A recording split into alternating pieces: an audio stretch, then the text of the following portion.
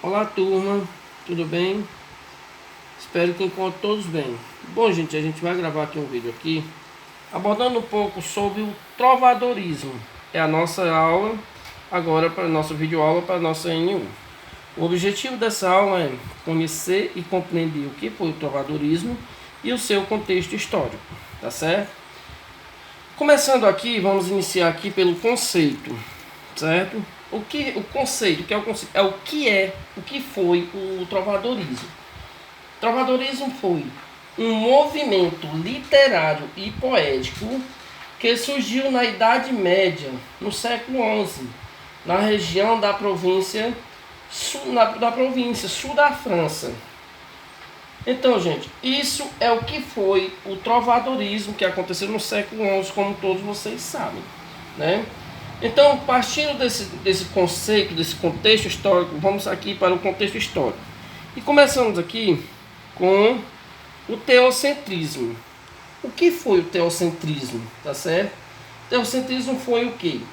É a filosofia ou doutrina que considerava o divino o fundador de toda a ordem,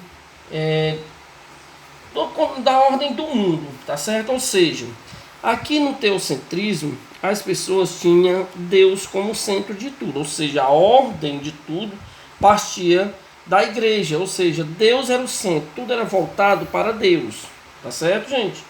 Então, isso aqui é o que nós tínhamos aqui como teocentrismo, o fundador sendo Deus como a inspiração de tudo, tá certo?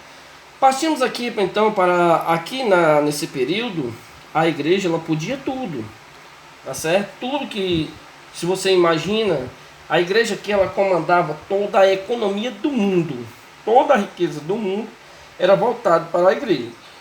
Como era a Europa, certo? O trovadorismo aconteceu na Europa, então tudo aquilo voltado para a igreja partia aqui o que nós chamávamos de teocentrismo, tendo Deus como centro de tudo, tá certo?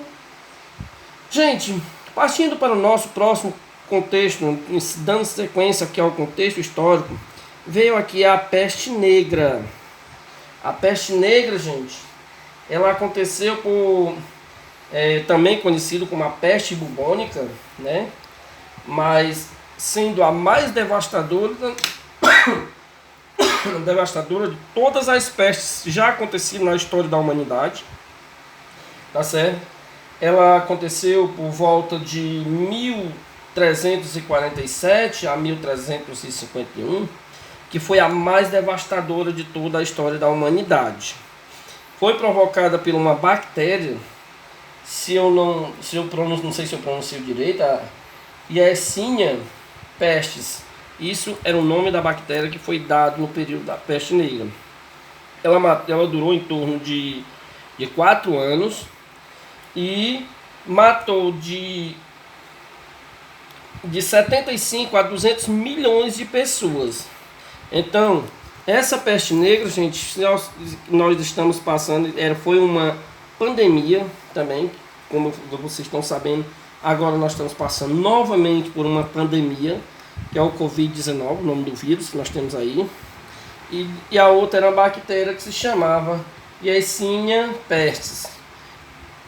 Quanto tempo vai durar a pandemia que nós temos hoje, isso aí a gente não vai saber.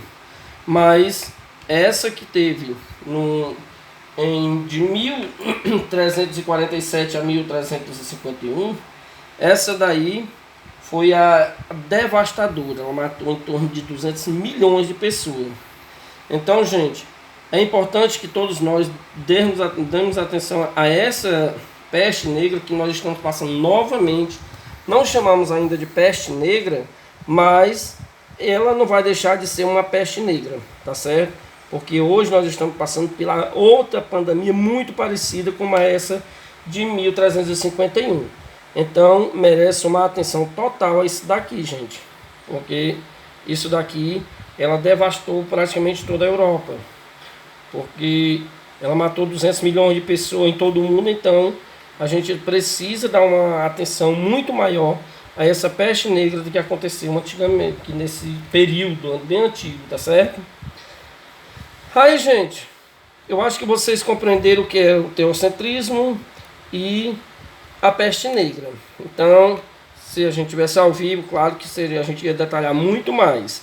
Mas aí é para vocês compreenderem realmente, pelo menos o que está passando, o que a gente está vendo nesse período que a gente tem agora, certo? A peste negra, que é o que nós temos agora e chamamos Covid-19, esse vírus que está devastando toda a nossa humanidade aí e se alastrou-se por todo o mundo, por todo o planeta, né? Então, gente, dando sequência, prosseguindo aqui, nós temos aqui como contexto histórico ainda aqui o feudalismo. O que foi o feudalismo, gente? Feudalismo é o nome dado à forma de organização econômica e social vivenciada na Europa durante o período histórico conhecido como Idade Média. O nome é derivado de feudo. O que era esse feudo, gente? O feudo, pessoal, ele era... Algumas pessoas consideram porções de terra. Na realidade, eram vilas ou cidades, pequenas vilas, onde as pessoas se aglomeravam, formavam aí pequenos grupos.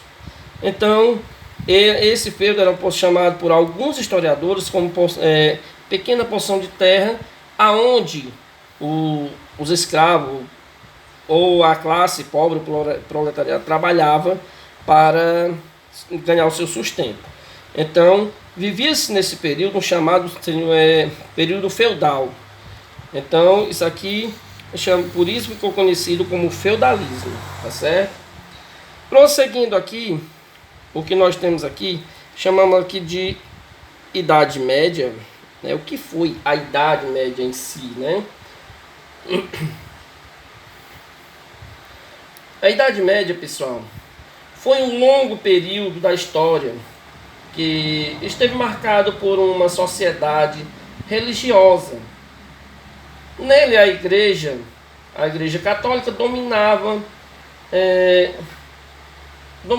inteiramente a Europa, ou seja, a Igreja, como eu já falei para vocês, assim como falei aqui no período do feudalismo, do teocentrismo, a Igreja Católica ela dominava tudo, também chamado de Igreja Cristã, né? Ela dominava tudo, ou seja, toda a economia desse período era comandada pela Igreja, no período da Idade Média, tá certo? Como eu falei para vocês, um longo período da história. Ela ficou marcada por uma sociedade religiosa, como eu falei para vocês, tudo era voltado para a Igreja, tá certo? Aí nós temos aqui a independência de Portugal, a independência chamada também de independência portuguesa. O que foi essa independência portuguesa? Ó, em 1179, o Papa Alexandre III, através da bula Manifestes, como é chamado, reconhece Portugal como país independente e vassalo à Igreja. Por que vassalo à Igreja? Porque ele se rendia totalmente à Igreja. Ou seja, eles agregavam tudo aquilo que eles queriam à Igreja. Ou seja, eles eram vassalos, eles colocavam a Igreja como se fosse um todo. O Senhor de tudo seria a Igreja. Então, todos nós sabemos que para que fosse concedida alguma coisa, existia um interesse pessoal por conta disso. Claro que o Papa não era besta de simplesmente tornar Portugal independente. Não era só exatamente isso. O que ele fez? Por que ele tornou, ele declarou que Portugal poderia ser independente? Porque ele podia expandir a religião para outros países. Então, se ele podia expandir a religião para outros países, a Igreja poderia crescer muito mais, né? Então, por isso que o Papa Alexandre III declarou Portugal, considerou ele como um país independente. Tá ok, gente? Até aqui está todo mundo entendendo, não acredito. Reveja os vídeos, olhe direitinho para vocês entenderem. Aí partindo, gente,